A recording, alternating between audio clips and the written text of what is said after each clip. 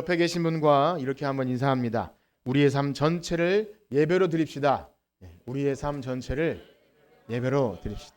감사합니다. 설날 되어서 고향 가신 분도 있고 또 이렇게 못 뵈던 가족들도 만나서 좀 평소와 좀 다르지만 감사하고 기쁜 것 같습니다. 우리는 계속해서 우리 예수님을 구주로 믿는 참 교회로 이제 성도로 존재하는 우리들이 이 땅에 살아가면서 하게 되는 가장 최고의 활동, 예배. 우리 예배에 대해서 이 주일날에 계속 배워나가고 있습니다.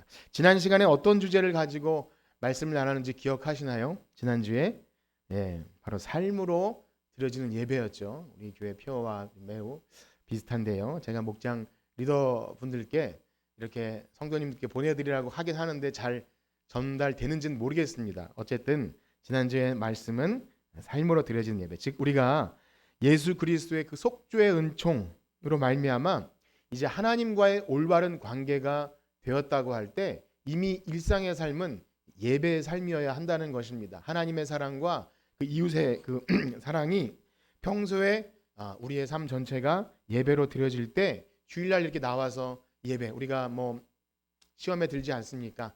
뭐 설날 뭐 이렇게 무슨 일이 있을 때 예배를 드려야 될지 말아야 될지 이 한 시간 예배를 빠지면 뭔가 아주 엄청난 그렇게 또 그런 것에 그것도 중요하지만 일상에서의 이미 예배의 삶이 드려지는 것, 그것이 못지않게 중요합니다. 그래서 그것은 이 세대를 본받지 않고 자기를 거룩하게 드리는 성결의 삶부터 시작해서 우리가 정말 복음으로 변화받았다면 이제 나 중심이 아니라 하나님께서 무엇을 원하시고 또 다른 우리 주변에 참 귀한 성도님들을 비롯한 우리 주변의 사람들의 필요, 그들의 필요가 무엇인지에 대한 관심, 이게 바로 하나님과의 올바른 관계이죠. 그 관계 속에서 우리 예배의 삶을 살아갑니다. 어떠하십니까? 우리 한 주간 예배의 삶을 사셨습니까? 그런 분들이 모인 것이 바로 교회입니다. 그래서 우리가 반드시 이것을 잊지 않아야 합니다. 이 사실을 기억하며 우리 설 연휴에도 여러분들 각 가정에서 우리가 참 안 믿는 사람 만나는 것도 예배구나. 이러한 마음을 가지고 참 우리를 통해 기쁨이 넘쳐나는 그런 시간 되기를 축복합니다. 자, 그런가 하면 오늘은요. 그 다음 주제로 예배와 오늘 헌상, 예배와 헌상에 대해 나누겠는데요. 우리가 헌상이라는 단어는 좀 낯선 단어이죠. 그런데 이것은 우리 개혁교회 안에서 하나님께 드려지는 헌금뿐만이 아니라 모든 물질, 혹은 헌물, 우리의 재능이나 시간이나 하나님께 올려드리는 그런 모든 것들을 헌상이라고 합니다. 그렇습니다. 우리가 드려지는 예배는요, 하나님께 올려드리는 이 물질 헌상도 매우 중요합니다. 신구약 성경은 구약의 제사나 오늘날 신약의 예배나 이 뗄래야 뗄 수 없는 예배와 이 헌상과 같이 말하고 있습니다. 물론 우리는 우리 가운데 뭐 헌금을 부정하는 분도 안 계시고 비교적 우리 교회 성도님들은 헌금에 대한 건강하고 참 균형 잡힌 그런 분들이 많이 있습니다. 그럼에도 불구하고요, 오늘날 많은 신자 안에서 이 헌상의 문제를 그저 돈 이야기쯤으로 생각하고 그 거룩한 교회에서 목사님은 헌금 얘기는 안 하셔도 되지 않겠냐고 이런 식으로 말하기도 합니다. 하나님께 예배드림에 있어서 그것은 드려도 되고 안 드려도 되는 부차적인 문제로 여겨지는 것이 오늘날 현실이기도 합니다. 더군다나 교회에서 들려오는 어떤 재정 사고들이 있지 않습니까? 재정에 투명치 못한 일들 때문에 눈살을 찌푸리고 교회를 떠나는 그런 경우도 우리 많이 듣게 되죠. 참 불편한 현실입니다.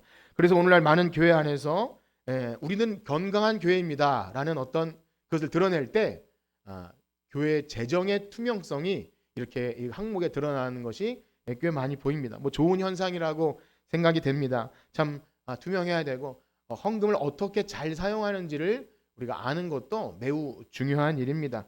그래서 교회가 어떤 재산 증식이나 그것을 위해서 투자하거나 이런 것보다 어떻게 잘 나누는지도 참 그 예배의 한 부분일 겁니다. 그러나 참 우리가 이 그러한 흐름 속에서 미묘하게 무엇이 문제가 되냐면 이 헌금이 예배 연장선상에서 하나님께 드려진다는 그러한 느낌보다 어떤 교회 공동 운영을 위한 모금 정도로 여기고 그것을 투명하게 우리 잘 관리합시다. 이런 것도 좋지만 예배와 헌상, 이 예배에 포함된다는 그것이 뭔가 이렇게 희석되는 그렇게 될 수밖에 없는 거죠. 그러나 성경은 언제나 이 예배와 헌상을 너무나 중요한 하나님께 드려지는 것으로 말하고 있습니다. 무슨 말입니까? 이 헌상이 헌금이 온전치 않으면 예배도 온전치 않게 될 수 있다는 것입니다. 아니 우리가 지금 구약 시대에 제사를 지내는 것도 아닌데 어떻게 그렇게 말할 수 있겠습니까? 그렇다는 것입니다. 구약의 제사제도뿐만이 아니라 제사제도에는 분명히 제물이 온전치 않으면 하나님이 진노하셨죠. 받지도 않으셨죠. 근데 신약 시대도 마찬가지죠. 우리가 유명한 그 사도행전의 아나니아 삽비라 이야기만 봐도 그가 헌금을 안 해서 문제가 아니라 하나님께 드릴 때 속임이 있었고 뭔가 다른 마음이 있었기에 참 끔찍한 이야기가 우리 신약 성경에도 등장합니다. 그렇다고 이 말씀이 우리가 이 헌금의 문제로 우리를 두렵게 해서 뭔가 드려지게 하는 그런 것은 결코 아닙니다. 신약 성경이나 구약 성경이나 예배와 하나님께 올려지는 이 예물이 너무 중요하다는 그러한 말씀을 우리는 예배를 배우는 입장에서 이것을 배워나갑니다. 그렇습니다. 이렇게 중요한 것임에도 불구하고요. 교회 역사 속에서 또 우리가 오늘 겪는 이 사회에 여러 참 들려지는 뉴스 때문에 교회에 발생하는 문제들, 그 사회 인식의 변화, 또 이 헌상에 대한 오해, 삐뚤어진 생각들이 있다는 것을 부인할 수 없습니다. 그러나 우리가 오늘 읽은 본문의 이 배경이 되는 이 고린도 교회의 예를 들면요. 바울은 고린도 교회들에게 매주 모일 때마다 각 사람이 자기 수입 중에 일부를 떼어서 헌금을 미리 준비하라. 그렇게 말씀해 주고 있습니다. 우리 그 부분을 한번 읽어볼 텐데요. 고린도전서 16장입니다. 고린도전서 오늘 본문은 고린도후서이지만 고린도전서 16장 우리 1절과 2절을 같이 읽어보겠습니다.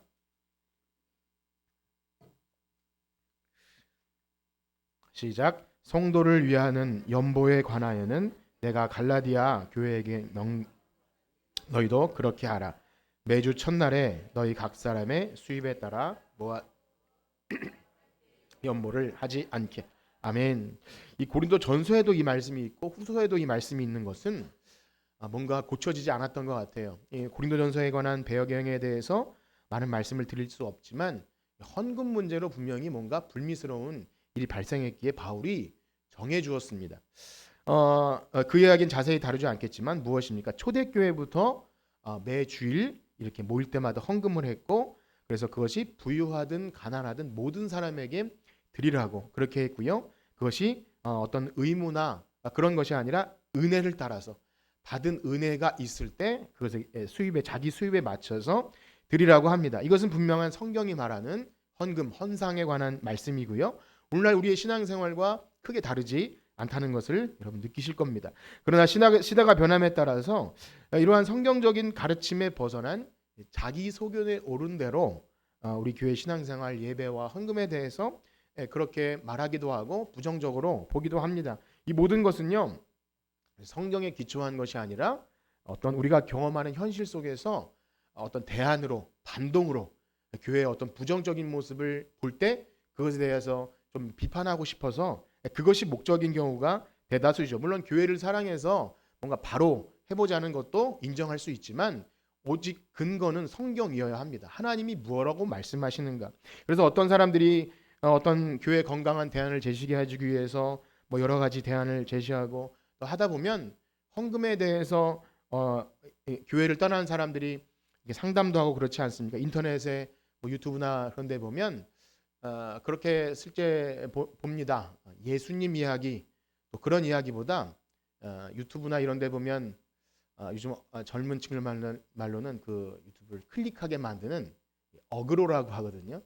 11절을 꼭 해야 합니까? 이런 질문을 붙이면 조회수가 엄청 많이 올라가는 거죠. 그것이 왜 그럴까요? 실제 문제가 되고 거기에 내가 원하는 답을 해주면 이 목사님은 진짜 목사님이야. 이렇게 된다는 거죠. 인기에 영합할 수밖에 없고 그런 식으로 우리가 원하는 방식으로 신앙생활을 하게끔 만드는 것입니다. 그 사람이 어떤 사람인지 모르고 또 교회가 어떤 교회인지 모르고 잘 모르는 어떤 불특정 다수의 질문을 받고 거기에 대해서 내가 듣기 좋은 질문을 대답하는 방식의 상담은요. 그 영혼을 생각하는 답이 될 수가 없다는 걸 여러분도 아실 거예요. 진짜 사랑하는 부모님의 그 설득은 듣지 않고 내가 좋아하는 나를 비행에 빠지게 만드는 친구 말을 좋아하듯이 그렇게 신앙생활도 하게 될 수 있다는 위험성이 있습니다. 그렇습니다. 이것은 성경이 말하는 것이 아닐 가능성이 매우 높죠. 그러나 또 좋게 말하는 분도 있습니다. 중요한 것은요, 우리가 이 교회, 주께서 우리의 몸된 교회 안에서 참 목사님을 통해서 우리 목장 리더를 통해서 그런 것들이 충분히 이루어져야 한다는 것 분명히 해야 합니다. 자, 그렇습니다. 성경은 처음부터 예배와 이 헌상을 너무나 중요하게 말씀해 주셨죠. 그래서 성경에 최초로 등장하는 제사, 어떤 제사였죠? 가인과 아벨의 제사. 기억하실 것입니다. 가인은 자기의 밭에 소산물로 드렸고 아벨은 자기 양으로, 양치는 목동이었기 때문에 이렇게 드립니다. 다 중요합니다. 어디서부터 배웠겠습니까? 자기 아버지 아담으로부터 배웠을 겁니다. 이 원시적인 어떤 하나님께서 출애굽기의 구약의 율법을 정해 주시기 이전부터 하나님을 대면하는 그 제사 자리에는 단을 쌓고 거기다 무언가를 올려서 드렸다는 거죠. 그런데 출애굽기에 넘어오면 하나님이 아주 명시적으로 하나님께 예물을 드리려거든 해서 구구절절히 하나님께 거룩한 어떤 성물에 대해서 친히 기록하십니다. 여러분, 그 전능하신 하나님께서 뭐하러 소소한 어떻게 보면 돈 얘기 같은 그 물질 얘기를 뭐하러 성경에 기록하셨겠습니까? 먼저는요, 하나님은 구원받은 자기 백성이 하나님이 주인 되심을 인정하고 또 우리의 구원자 되심을 인정해서 고백하는 신앙의 그 봉헌물을 좋아하시는 분이세요. 뭐라고요? 좋아하시는 분이세요. 믿으십니까? 하나님은 그것을 좋아하세요. 뭐 어떤 잘난 사람, 뭐 하나님이 그걸 좋아하시겠느냐고 말하는 건 내 생각입니다. 또한 하나님이 이것을 친히 가르치시면요, 자기 백성이 드리는 헌물이 우상에게 드려지는 제물처럼 그렇게 드려지기를 원치 않으셨어요. 애굽의 물질 문명과 가나안 이방 문화에 따라서 그렇게 이방 우상에게 드려지듯이 하나님께 드려질 것이 그렇게 되기를 변질되길 원치 않았습니다. 하나님은 그것을 받으실 수도 없고요. 그런 건 하나님을 모독하는 것입니다. 그래서 출애굽기나 레위기서는 바로 너희들이 하나님께 예물을 드리려거든. 이게 무슨 말이죠? 구원받은 은혜가 감사해서 우리가 바로 전에 민수기 성경 봤지만 기뻐서 감사해서 드리는 것을 받으시지 우상에게 드리는 것처럼 하는 것을 받으시는 분이 아니라는 것을 분명히 알아야 합니다. 그래서 기쁨으로 감사를 드리려고 할지라도 정한 것을 드리라고 하죠. 그러면 당장 우리 이렇게 생각할 수 있습니다. 우주 만물을 창조하신 하나님이 무엇가 부족해서 어찌 보면 그 하나님에 비교하면 우리가 아이들 좀 이렇게 좀 애들 돈을 이렇게 표현하죠. 코 묻은 돈. 문방구 앞에서 뭐 코 묻은 돈 뭐 이렇게 표현하는 것처럼 우리가 아무리 뭐 대단한 것을 드려도 그 정도 아니겠습니까? 하나님이 뭘 그것을 받으시겠냐고 말할 수 있겠습니다. 그러나 맞습니다. 하나님 만물의 주인이시고요. 우리에게 모든 것을 다 주인은 분이세요. 그러나 그것을 인정하고 또 믿지 않은 사람의 차이는 무엇입니까? 하나님 백성과 그렇지 않은 사람의 차이는 그것을 고백하느냐 그렇지 않느냐의 차이입니다. 정말 입술로 또 말로는 그렇게 하지만 실제로는 내가 주인인 것처럼 살아갈 수도 있고요. 또 물질이 주인인 것처럼 살아갈 수 있습니다. 하나님이 없다고 하는 자들도 우상에게 절하고 그것이 나에게 복을 줄 것 같은 느낌이 들면 거기에 또 복채를 내고 또 거기다가 자기 정성을 쏟습니다. 그러나 하나님의 백성은 우리의 삶 전체가 하나님의 것임을 인정하고 고백하는 마음으로 대표성 있는 예물을 하나님께 올려드리는 것, 그것이 성경이 말하는 예배의 한 부분입니다. 그렇습니다. 그러한 의미로 11조는 무엇입니까? 어떤 퍼센티지로 율법적으로 뭐를 딱 칼같이 나눠서 뭐 조금 부족하면 뭔가 문제가 생기는 그런 차원이 아니라 우리 믿음의 표현이죠. 하나님께 이 대표성 있는 걸 드립니다. 성경을 보니까 하나님 대표의 원리를 많이 하시는 거예요. 장자를 죽임도 또 이스라엘 모든 대표를 레위인으로 구별하여 드림도 그런 대표의 원리로 우리가 구원받는 거예요. 예수님 대표 되셔서 예수님이 두 번째 아담으로 대표적으로 죽으셔서 우리가 죄사함 받은 원리도 이 대표의 원리 안에 다 들어 있습니다. 바로 우리의 마음과 태도가 그 대표의 원리 11조 안에 들어 있다는 거죠. 그래서 예수님은요, 신약에 오셔서 바리새인들이 그런 원리를 모르고 자기가 이것을 가지고 자기의 의를 드러내고 올바르지 못한 11조를 할 때 뭐라고 말씀하십니까? 우리 마태복음 23장 23절 말씀 한번 같이 읽어보겠습니다. 시작. 화 있을진저 외식하는 서기관과 바리새인들이여, 너희가 박하와 회향과 근체의 11조는 드리되 정의와 긍휼과 믿음은 버렸도다. 그러나 이것도 행하고 저것도 버리지. 아멘. 이 사람들은 11조를 참 잘 드렸어요. 박하, 회향, 우리가 뭐 정확히 뭔지 몰라도 향신료 혹은 뭐 아주 뭐 우리가 집에서 쓰는 뭐 예를 들어 뭐 먹는 거 뭐 아주 그런 거 사소한 것까지 11조를 했대요. 얼마나 참 엄격한 드립니까? 그런데 뭐라 그러죠? 율법에 더 중한 바 정의와 긍휼과 믿음은 버렸도다. 우리가 서두에 말씀드린 것 같이 우리의 삶이 하나님께 하나님을 진정 사랑하고 고백하는 마음으로 예배자의 삶을 살지 못하면서 내가 교회 와서 난 11조 드리는 사람이야. 그렇다고 해서 그가 진정 예배에 현물을 드리는 것이 아니라고 하는 거죠. 그러면 이 말씀을 듣고 그거 안 해도 내가 이 세상에서 정의로운 삶을 살면 난 되는 거야 라고 하실 분은 없으실 겁니다. 왜 그렇죠? 예수님 여기 말씀하십니다. 그러나 이것도 행하고 저것도 버리지 말아야 할지니라. 무슨 말입니까? 우리는 너무나 좀 뭐랄까요? 내 중심적으로 그렇게 해석하고 내가 유리한 대로 합니다. 어떤 부모님의 말이나 아니면 참 어떤 선생님의 말에 내가 원하는 방식대로 해석하고 그렇게 하는 마음이 있죠. 양심대로 행하지 못할 때가 있습니다. 그래서 율법의 근본 정신 무엇입니까? 사랑이죠. 하나님의 사랑과 하나님 사랑, 이웃 사랑. 그러니 하나님께 예물 드릴 때도 그 사랑의 마음이 있지 않으면 안 된다는 겁니다. 그 근본 정신. 그래서 그 근본 정신인 사랑을 가지고 하나님께 헌상하는 것, 그것이 바로 예배의 헌상입니다. 초대교회 11조라는 용어가 등장하지만 실제적으로 뭐 우리처럼 예배할 때 뭐 이렇게 봉투나 이런 것이 등장하지 않지만 이미 10분의 1이라는 수치를 넘어서서 자기의 모든 것을 드림을 합당하게 여긴 것이 초대교회 은혜 받은 성도들이었어요. 그래서 사도행전의 초대교회 모습 보면 그들이 복음을 듣고 그 은혜에 감격하게 될 때 무슨 일이 벌어집니까? 자기의 재산의 소유를 팔아서 이 교회 공동체 안에서 정말 예배와 참 예배 드리기 힘든 또 그런 이웃과 참 이 말씀 전하시는 목사님과 이것을 위해 사용하는 것에 기쁘게 여겼다는 거죠. 우리 사도행전 2장 44절에서 46절, 47절까지 한번 같이 읽어보겠습니다.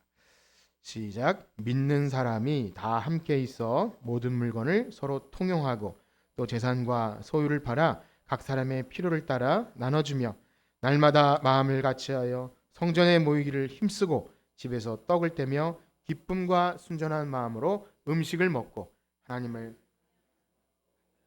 칭송을 받으니 주께서 구원받은 사람을 날마다 아멘. 그렇습니다. 초대교회 성도들의 이러한 행위는요, 자기를 드러내거나 아니면 나는 이런 의무를 다했어, 이것이 아니라 물론 어떤 제도가 정확히 있었는지 알 수 없지만 자신들의 삶이 어디서 비롯되었으며 지금 내가 살아가는 이유와 목적과 나의 영혼을 구원하신 분이 누구신지를 분명히 알았기 때문에 물질조차 내 것이 아님을 인정하는 너무나 중요한 고백의 신앙 고백이었습니다. 그렇습니다. 우리가 오늘날 자주 외우는 사도행전 로마서 12장 말씀처럼 너희 몸을 하나님이 기뻐하시는 산 제물로 드리라.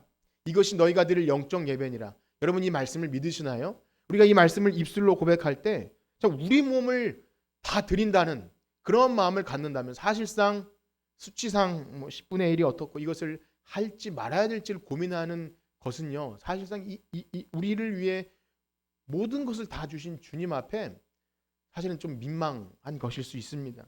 어떤 사람이 말하는 것처럼 신약 시대에는 구역의 율법에 어떤 11조의 언급이 뭐 없으니까 그렇게 말하는 것, 혹은 수치나 비유를 제시하기엔 이런 그것이 아니라 예수 그리스도의 피값으로 구속받은 죄인, 오늘날 우리의 목숨을 다 들여도 아깝지 않을 만큼 그 은혜, 그것을 기억하는 것.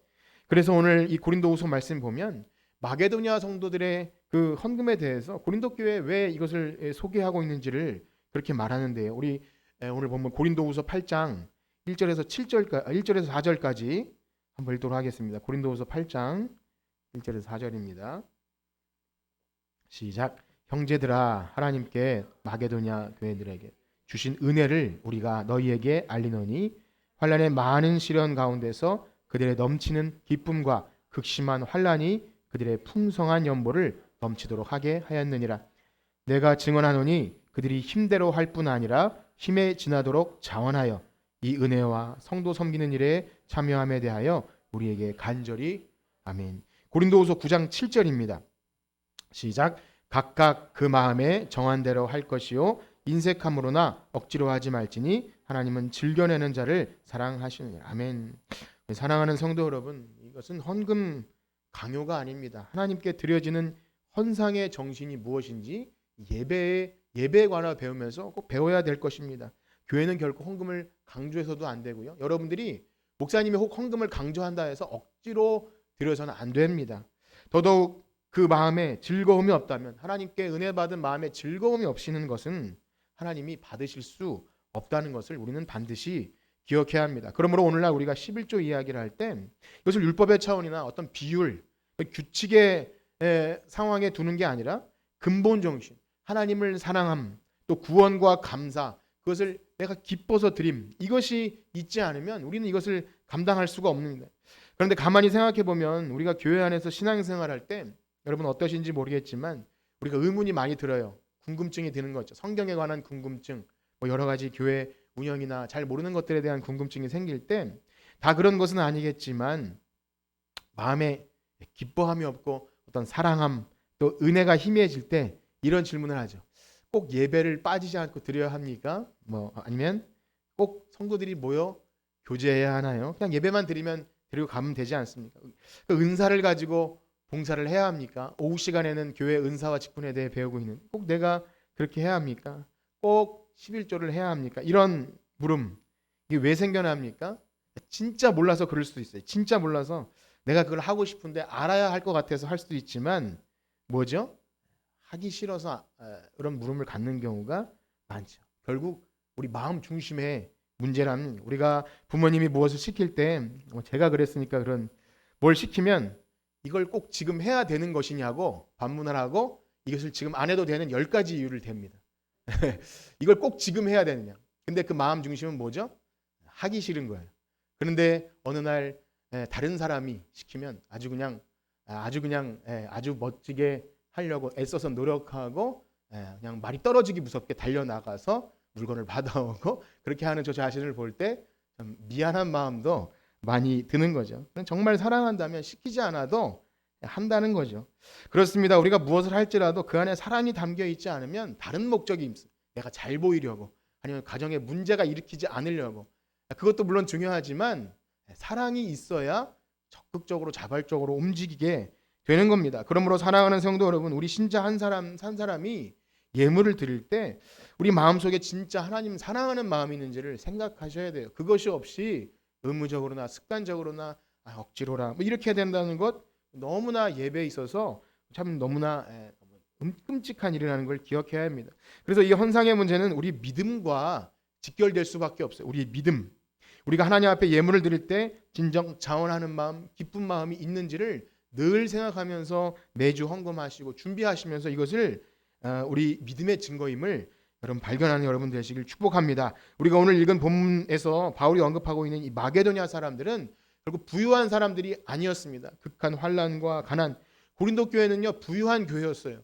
그들에게 왜 가난한 자들의 성도 이야기를 하는 것입니까? 마게도냐 사람들은 환난과 시련과 극심한 환난 가운데서 지금은 어려우니까 지금은 좀 헌금을 못 하겠습니다가 아니라 이상하게 더욱 연보가 넘쳐났음을 전하죠. 우리 고린도후서 8장 1절과 2절을 다시 한번 읽어볼까요? 시작. 형제들아, 하나님께서 마게도냐 교회에게 주신 은혜를 우리가 너희에게 알리노니 환난의 많은 시련 가운데서 그들의 넘치는 기쁨과 극심한 가난이 그들의 풍성한 아멘. 그 이유, 이 전하는 이유가 뭐냐면 은혜를 알리는 거예요. 은혜. 야, 이것이 은혜다. 헌금을 많이 하라 적게 하라 이게 아니라 극심한 환난 가운데 어떻게 이 사람들이 이것을 강요하지도 않고 막 그랬는데 어떻게 이런 일이 있었겠느냐? 은혜가 있지 않으면 불가능한 것이다. 이거를 말하고 있습니다. 우리 안에 예수 그리스도로 말미암는 은혜가 있다면 우리의 현실이 어떠하든지 간에 하나님께 이 드리고 싶은 마음에 변함이 없는 것. 어떠하십니까, 여러분? 이런 은혜를 경험해 보셨습니까? 만약 들으시는 여러분 가운데 지금 뭐 환난 가운데 연보가 넘쳤다 이 말씀이 전혀 이해가 안 가고 동의가 안 되든 혹은 마음이 불편하시다면 사실상 내가 내 안에 그리스도로 말미암는 은혜가 있는지를 생각하셔야 됩니다. 교회 오래 다닌 지 얼마 안 된 분들은 충분히 그러실 수가 있습니다. 정죄받을 필요도 없고요. 불편해도 괜찮습니다. 그것도 아니라 내가 교회에서 말하고 있는 이 은혜, 이 모든 것이 은혜, 하나님이 은혜를 말했지만 그 은혜가 혹 있어도 되고 없어도 되는 값어치 없는 은혜를 가지고 은혜라고 한 것은 아닌지 우리 자신을 돌아봐야 합니다. 그렇습니다. 우리가 하나님께 자기 아들을 희생제물로 삼아서 우리를 위해 주신, 우리 비참한 죄인들을 위해 십자가 지신 예수님을 생각할 때 그 은혜를 아는 자라면 이것이 단지 돈의 문제가 아님을 우린 너무나 잘 압니다. 결국 헌상의 문제는 믿음의 문제이라는 것을 알게 됩니다. 간절히 바라기는요, 이 헌상의 문제로 인해서 이 헌금에 관한 우리 배움에 의해서 여러분들의 신앙에 걸림돌이 되지 않기를 축복합니다. 오히려 하나님께 드리는 이 예물이 우리의 은혜의 증거가 되고 기쁨과 감사의 통로가 되는 여러분들 되기를 축복합니다. 자, 그런가 하면요, 우리가 믿음이 있고 이제 구원받은 신자로서 마땅히 드릴 수 있는, 뭐 이것이 자랑이거나 어떤 자격은 아니지만 그거 이제 마음에 그런 생각이 들었습니다. 자, 그런데 더 중요하게 생각할 것이 있습니다. 그것은 뭐냐면 이 예물이 하나님께 드려져야 한다는 것을 반드시 우리는 잊어서는 안 됩니다. 하나님께 드려져야 한다는 것. 다른 종교에도요, 나름대로 신에게 드리는 그런 것들이 있습니다. 심지어 가나안 이방 신들에게 제사를 드리는 그들은요, 자식을 태워서 드렸다고 하죠. 그리고 자신의 몸을 상하면서 열심을 냅니다. 그러나 여러분, 로마서에도 나오지만 열심이 있으면 그것에 무엇이 있는가? 우리는 그렇게 생각하기 쉬워요. 저 열심 낸다. 저분이 열심 내는데 무엇이 있는가? 은혜가 넘치는가? 그렇지 않을 수도 있는 겁니다. 유대인들은요, 자기의 의를 위한 열심을 내서 하나님의 의를 보지 못하였다고 그렇게 말하는 것처럼, 하나님께 이 드리는 것은요, 이방 우상에게 드리는 것은요, 뭐죠? 조건이 있는 거예요. 내가 열심히 무엇을 드렸으므로 나에게 복을 달라는 그런 조건이 단서가 붙습니다. 그러나 하나님께 드리는 이 헌상은요, 하나님께 어떤 것을 얻어내기 위한 수단이나 조건이 될 수 없다는 것을 여러분 기억하셔야 됩니다. 우리가 하나님께 드리는 헌상은 예수 그리스도를 통해서 베푸신 한량없는 그 죄사함의 은혜가 감사해서 드리는 것이 어떤 조건을 걸고 드리는 것이 아닙니다. 그러므로 내가 이러한 것을 드렸으니 나에게 더 잘되게 해주셨다. 내가 11조를 참 엄격하게 잘 드렸으니 내 사업이 더 잘되고 문제가 없고 다음엔 하나님의 수입이 더 많게 해주겠다는 그런 생각들은 이방 종교에서 생겨난 것임을 기억하셔야 됩니다. 이는 하나님께 대한 올바른 신앙이 아니라 투자이고 나의 그 더러운 탐욕의 도구로 하나님을 이용한다는 것을 알아야 합니다. 물론 하나님은요, 우리의 삶을 책임져 주십니다. 우리가 하나님께 아끼지 않는 사람에게 복을 주세요. 그런데 그것조차도 주권적인 하나님의 통치 아래 주시는 것이지, 내가 이러이러했으므로 하나님은 반드시 이러이러해 합니다라고 하나님을 내 틀에 가두는 것은 하나님을 전능한 하나님, 크고 높은 위대한 하나님, 그렇게 보는 것이 아님을 분명히 아셔야 합니다. 물론 제가 이런 말씀을 드리면서도 우리 교회 성도님 가운데 그런 분이 있다는 말씀이 전혀 아닙니다. 저는 여러분들을 알기 때문에 우리가 그러한 마음 가지고 드리는 분은 한 분도 없다는 것을 저는 알고 있습니다. 그럼에도 불구하고 이 말씀을 드리는 것은요, 우리가 드리는 것이 하나님께 드린다는 그 엄격한 사실을 강조하는 것이죠. 왜냐하면 우리가 신앙의 연조가 더할수록 이것을 망각하는 것, 저도 그렇고요, 많이 습관적으로 의무적으로 때가 절기가 됐으므로 그렇게 되는 경우가 있습니다. 때로 어떤 사람들은요, 내가 이 교회에 어떤 물질적 큰 도움을 준다고까지 마음으로 생각을 합니다. 참 끔찍한 경우이지만 어떤 뭐 세움교회나 이런 쪽에서 그런 이렇게 교회를 떠나면서 내가 한 건 돌려달라고 그런 경우가 있었대요. 그래서 돌려줬대요. 전 잘했다고 생각이 돼요. 하나님께 드린 게 아니었던 것이죠. 좀 그렇습니다. 내가 어떤 기여를 한다. 사람마다 다 저마다 다른 중심을 가지고 드릴 수가 있어요. 그러나 헌금은 교회의 필요를 위해서 내는 어떤 기부금이 결코 아닙니다. 누구에게 드리는 것입니까? 하나님께 드리는 거예요. 하나님께. 이것에 대한 분명한 믿음이 없다면 하나님이 받으실 만한 그런 예배가 헌상이 될 수 없습니다. 물론 때때로 교회 어떤 특정한 목적을 가지고 드릴 수 있죠. 그것이 동기부여가 될 수 있습니다. 뭐 차량이나 또 음향 장비나 혹은 뭐 구제나 또 찬송음이 될 수 있고요. 그러나 그것조차도 누구에게 드리는 겁니까? 하나님께 드림. 이것을 우리가 잊어서는 안 됩니다. 그래서 내가 이렇게 도왔으니 거기가 잘 되고 뭐가 된다, 이런 마음이 들 때 내 공로, 내 것이 들어갈 수밖에 없는 것. 그렇기 때문에 하나님께 헌상을 한다는 것은요, 이러한 우리 자신을 드리는 마음, 내가 했었어야 되는데, 내가 그 일에 참여하고 뭔가 도움을 주고 싶은데 하나님 저를 사용해 주시면 감사하겠습니다, 이런 마음으로 드리시기를 축복합니다. 그래서 구약의 제사 방식을 보면 사실 소나 양이 피를 흘리지만 내가 죽었어야 되는 거예요. 그 자리에 내가 죽었어야 되지만 소나 양이 피 흘려 드리는 그런 제사였던 것이죠. 마찬가지로 토지의 소산물이나 곡식도요. 우리의 먹을 것, 입을 것 다 하나님이 주셨음을 인정하는 마음으로 구별하여 드립니다. 이 구약의 제사의 정신은 오늘날 신약의 예배에도 여전히 동일합니다. 대표적으로 우리가 말씀드리는 로마서 12장처럼 너희 몸을 하나님이 기뻐하시는 거룩한 산제물로 드리라.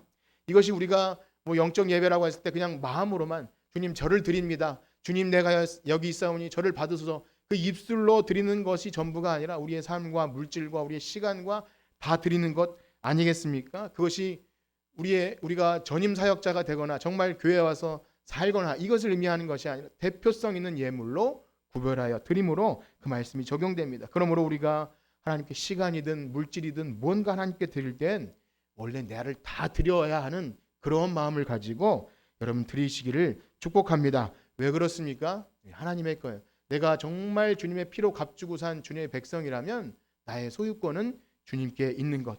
그러므로 사랑하는 성도 여러분, 우리가 헌금을 드릴 때 습관적이나 내가 이제 매주 내가 이만큼은 정했으니 뭐 의무적으로 드릴 때 뭐 그렇게 드릴 때조차도 하나님 저의 생명이 여기 있습니다. 구별하여 드립니다. 이러한 마음으로 드리시길 축복합니다. 자, 그 다음으로는요. 오늘 본문을 통해 알 수 있는 또 한 가지 사실은 마게도니아 사람들은 힘대로 드렸고 또 그리고 자원하여 드립니다. 우리 고린도후서 8장 3절 말씀 함께 읽겠습니다.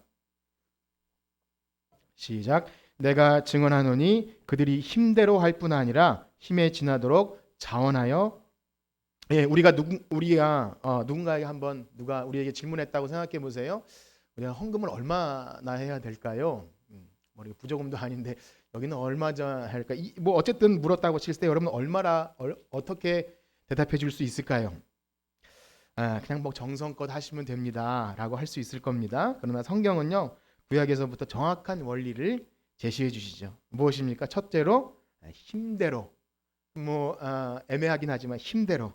그래서 고린도후서 9장에 보면 다시 한번 같은 맥락으로 말씀해 주시죠. 우리 고린도후서 9장 6절과 7절 한번 읽겠습니다. 시작.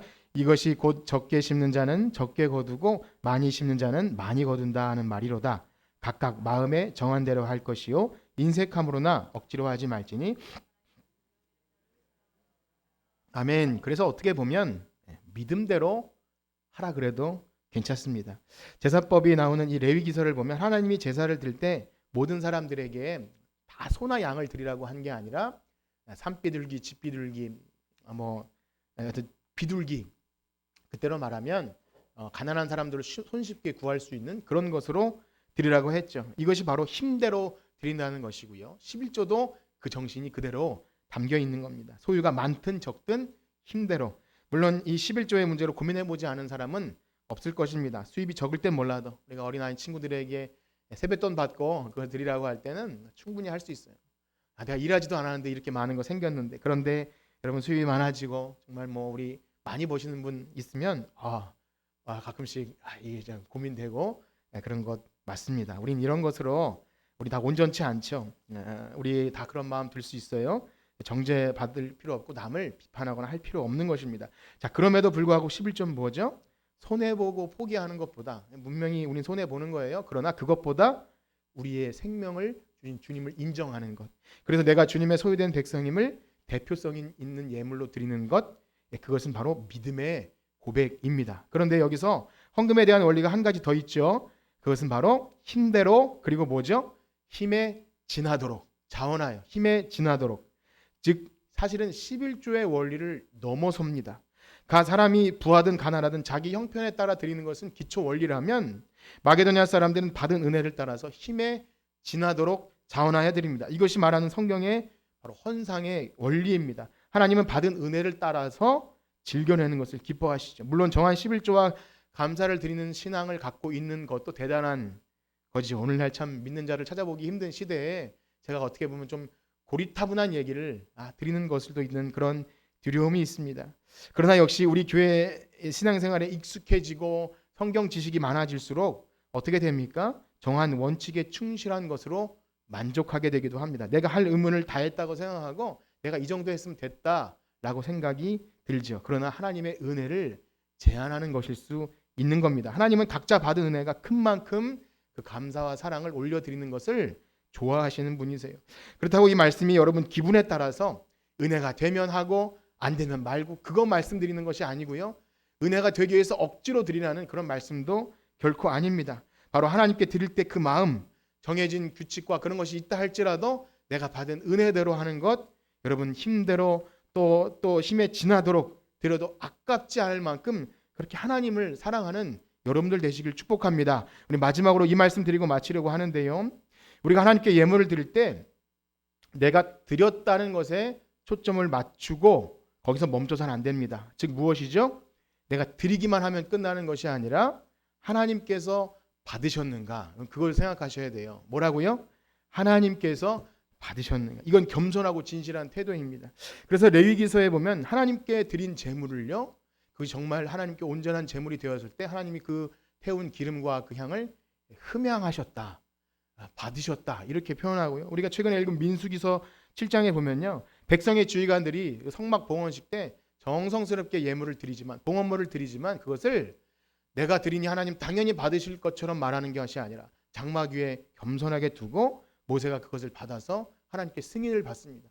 모세가 그것을 받아서 써라. 그렇게 승인이 떨어질 때 하나님이 그것을 사용하셨다는 거죠. 실제로 우리가 지난주에 살펴본 이사야서나 아모스 본문에 보면요, 너희들이 살찐 송아지와 그 기름진 제물을 가져와도 나는 받지 않겠다. 그런 것 받지 않겠다. 하나님의 탄식을 보지 않았습니까? 하나님은 받지 않으실 수 있는 분입니다. 그렇게 만약 우리가 드려도 하나님 받지 않으신다면 이건 너무나 큰일인 거죠.